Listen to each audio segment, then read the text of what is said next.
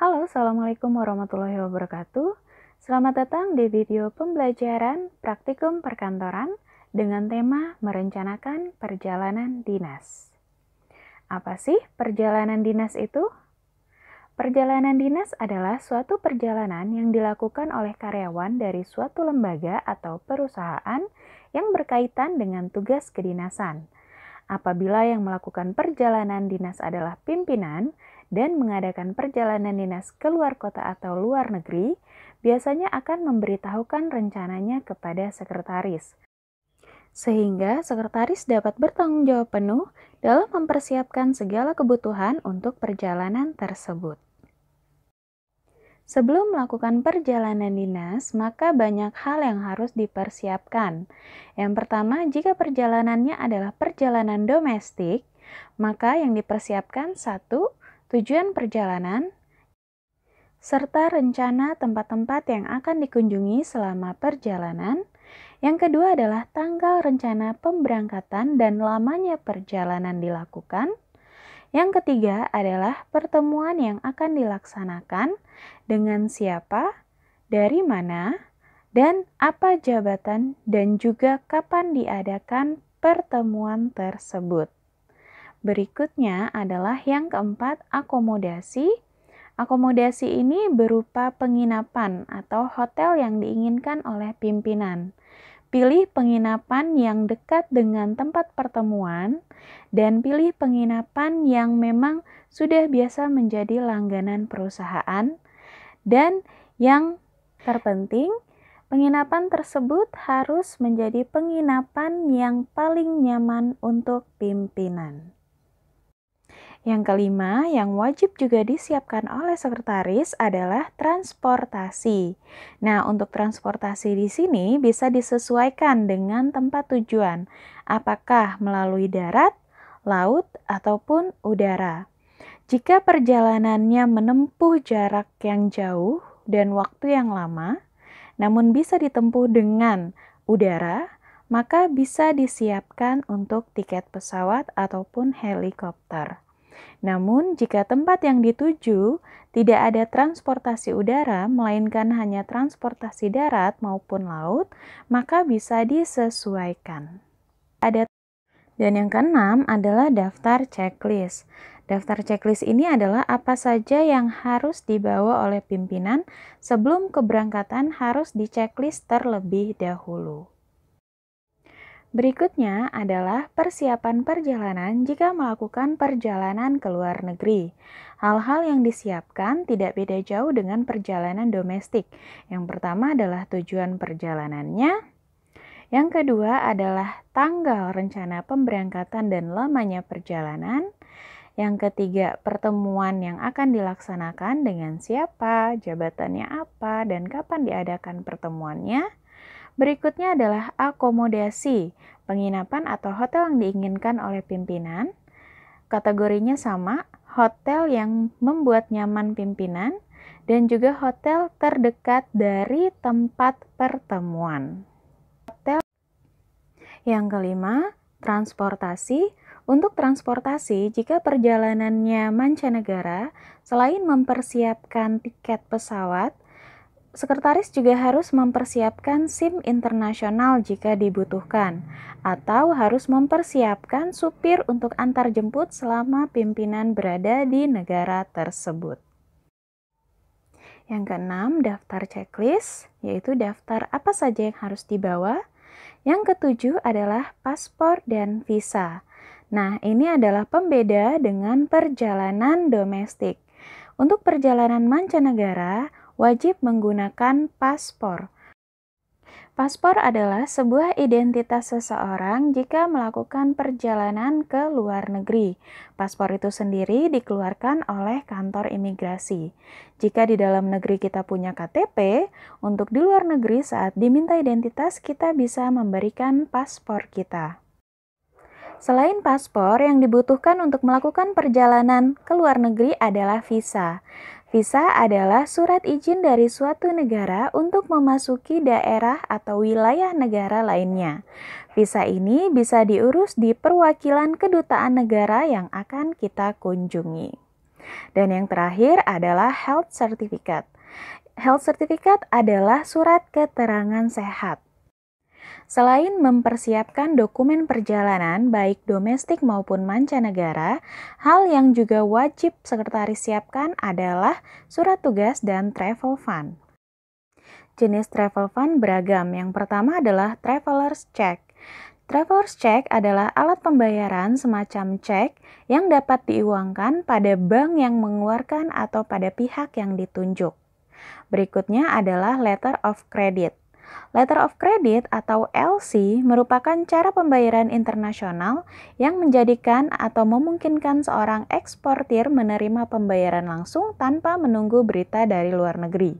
Pembayaran tersebut akan diterima setelah barang dan berkas dokumen dikirim ke luar negeri atau kepada pemesannya.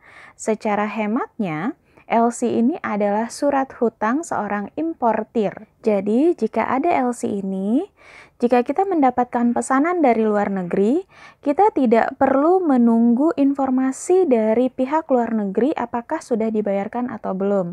Karena apa? Karena setelah kita melakukan pengiriman barang, kita sudah dapat mencairkan uang tersebut atas LC yang sudah diberikan kepada kita. Travel fund ketiga adalah credit card. Credit card adalah alat pembayaran pengganti uang tunai dalam bentuk kartu yang diterbitkan oleh bank untuk memudahkan para nasabahnya bertransaksi. Nama lain credit card ini adalah kartu hutang. Selanjutnya adalah uang cash. Uang cash merupakan sejumlah uang tunai sebagai uang perjalanan dinas. Dan yang terakhir adalah mata uang asing, yaitu mata uang negara yang akan dikunjungi. Hal selanjutnya yang perlu dipersiapkan adalah jadwal perjalanan dinas.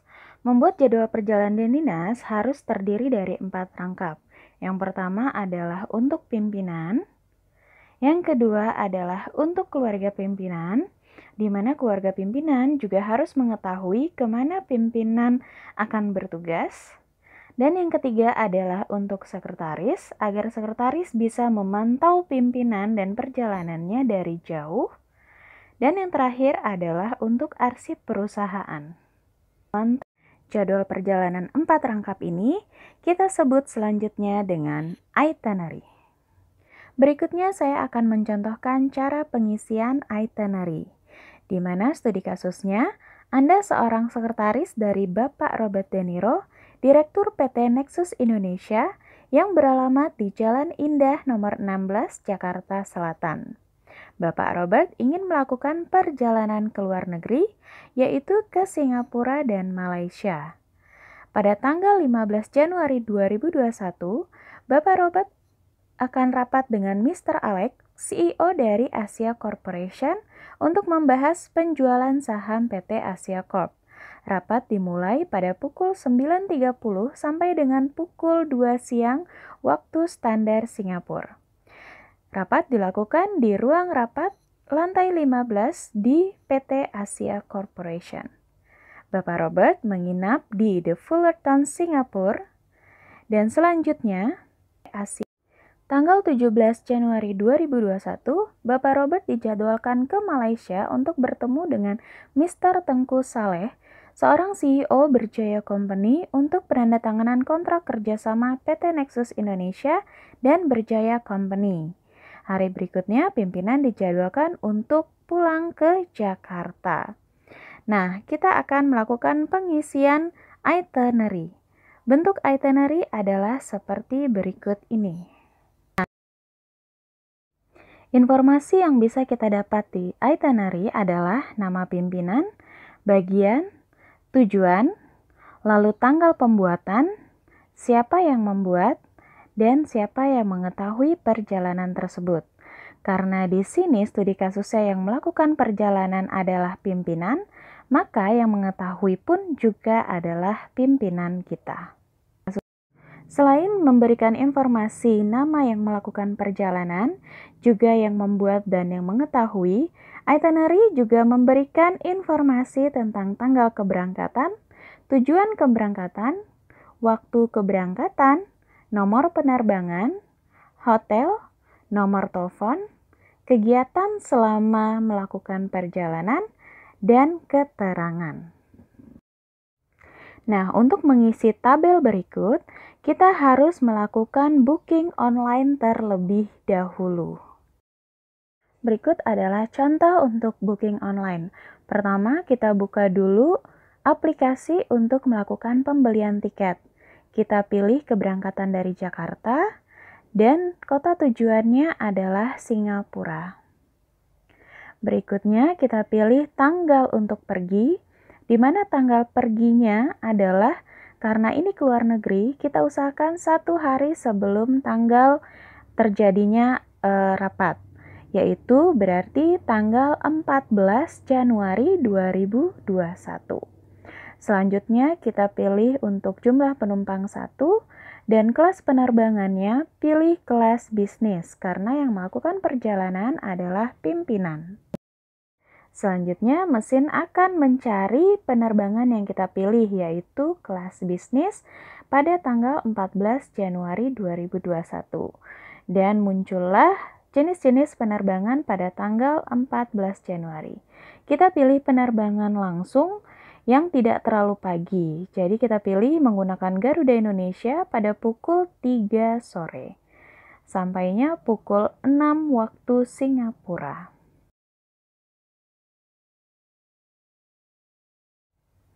Selanjutnya, akan muncul rincian harga dan rincian perjalanan, di mana diberitahu atau diinformasikan bahwa penerbangannya menggunakan GA836, berangkat dari Jakarta pukul 3:05 waktu Jakarta, dan sampai di Singapura pukul 6 waktu Singapura.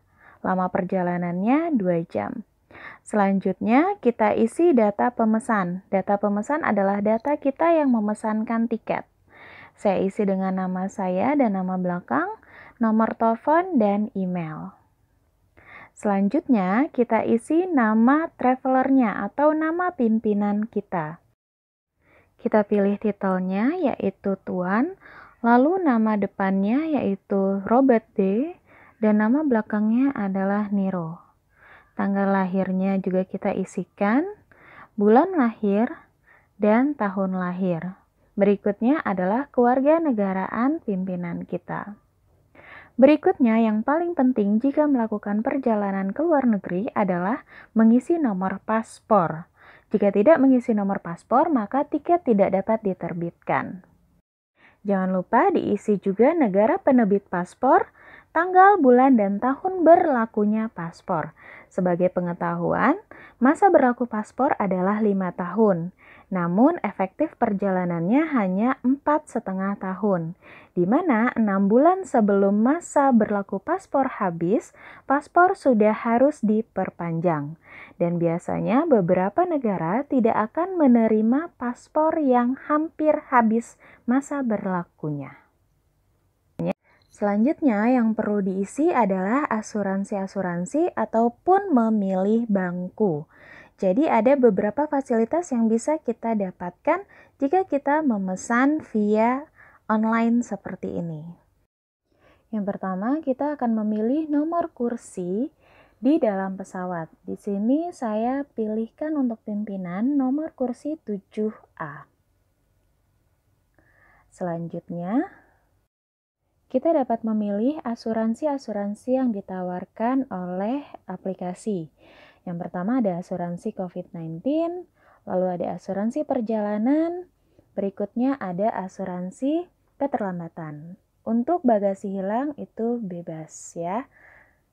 Selanjutnya kita klik OK dan lanjut ke pembayaran. Nah, beginilah tampilan untuk pembayaran. Nah, teman-teman semua yang melakukan praktik saja tidak perlu melakukan pembayaran ya.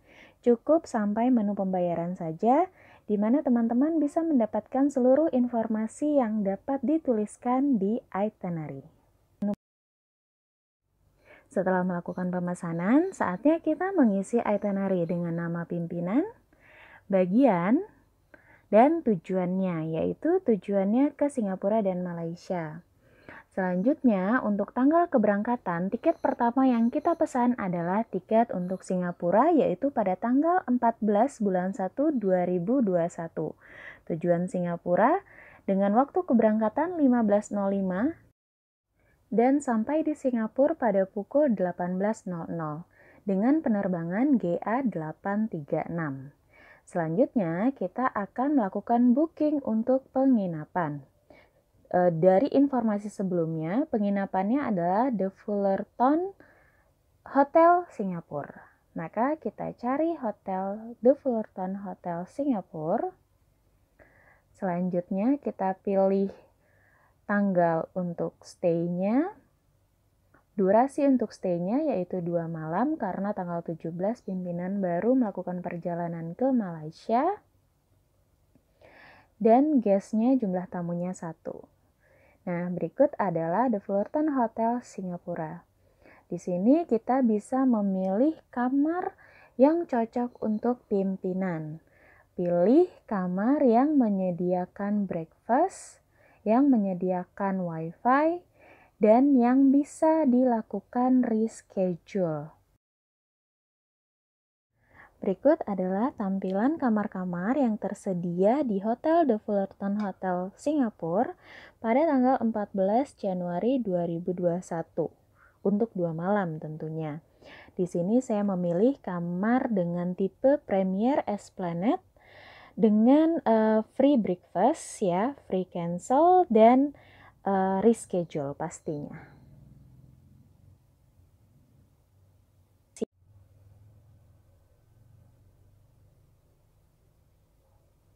Selanjutnya, kita akan memasukkan identitas pemesan dan juga identitas tamu yang akan datang.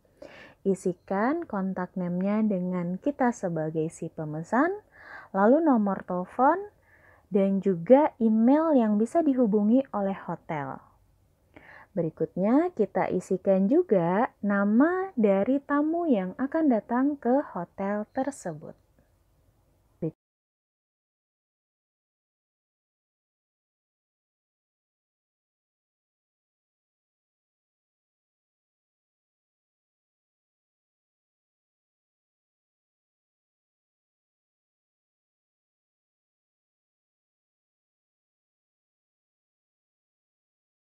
Selanjutnya, kita juga bisa memilih special request jika pimpinan kita memiliki hal-hal yang memang dibutuhkan, seperti mungkin tipe tempat tidurnya, lalu apakah ada connecting door-nya, lalu apakah ruangan tersebut bisa merokok atau tidak, gitu ya.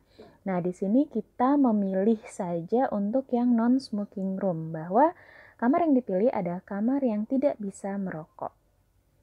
Selanjutnya muncul price detail atau detail harga yang harus dibayarkan untuk penginapan 2 malam lengkap dengan pajaknya. Selanjutnya kita klik OK dan kita akan diarahkan ke halaman untuk konfirmasi ulang data-data apakah data yang kita input sudah benar atau tidak. Nah, di sini adalah bentuk dari review untuk bookingan kita, yaitu kapan check-in dan check-out-nya, lalu durasi penginapannya, lalu juga tipe kamar, tipe kasur, dan lain-lain. Dan juga ada special request-nya. Dan yang terakhir juga price detail-nya. Nah, teman-teman, untuk melakukan booking hotel cukup sampai di sini saja. Selanjutnya kita masukkan ke dalam itinerary kita, yaitu hotelnya The Fullerton Hotel Singapura, nomor telepon hotel tersebut. Nah, untuk pengisian berikutnya adalah kegiatan pimpinan selama di Singapura. Yang pertama kegiatannya meeting dengan Mr. Alex, yaitu pada tanggal 15 bulan Januari tahun 2021 pukul 9.30 sampai dengan pukul 2 waktu standar Singapura. Namun bisa kita konversikan ke waktu Indonesia yaitu pukul 8.30 sampai dengan pukul 1 waktu Indonesia Barat. Untuk acaranya rapat dengan Mr. Alex tentang penjualan saham Asia Corps, tempatnya di lantai 15 PT Asia Corps. Untuk keterangan bisa diisi dengan Mr. Alex adalah CEO Asia Corporation. Nah, selanjutnya, kolom-kolom berikutnya bisa diisi dengan kegiatan-kegiatan pimpinan selama melakukan perjalanan. Jika melakukan pindah tempat, yaitu dari Singapura ke Malaysia, maka dibutuhkan untuk booking tiket. Selanjutnya, itinerary diisikan tanggal pembuatan itinerary-nya, yaitu biasanya setelah seluruh dokumen lengkap, maka terakhir adalah mengisi daftar checklist, yaitu mengkonfirmasi apakah dokumen-dokumen sudah sesuai dan sudah lengkap dan siap untuk dibawa oleh pimpinan. Demikianlah video pembelajaran praktikum perkantoran tentang perencanaan perjalanan dinas dan juga pengisian itinerary. Sampai jumpa di video pembelajaran berikutnya. Assalamualaikum warahmatullahi wabarakatuh.